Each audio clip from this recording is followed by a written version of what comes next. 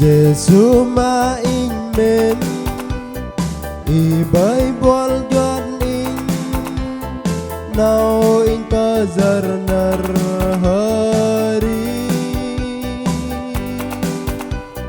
kekerasan Giêsu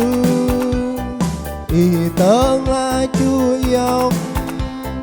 do cơ do chính áo pha mì mà lệch bần hơ lớp cuốn lùi kekerasan Giêsu bần a thầy Chúa dòm nơ sư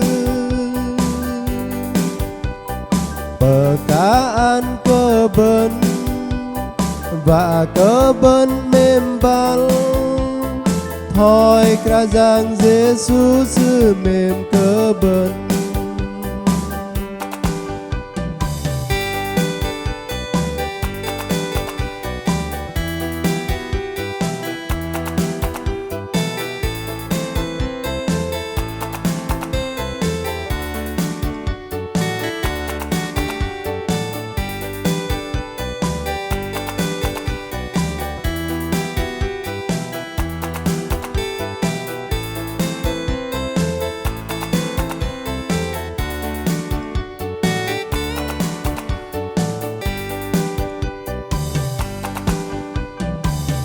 Con Golgotha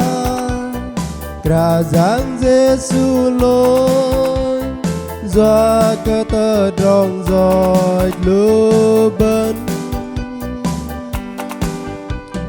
bần thấy hơ drin lui kerajaan Giêsu sư goe hơ dai ham bần linh la thôi kerajaan Giêsu sư mềm cơ bần sư goe hơ dai ham bần linh la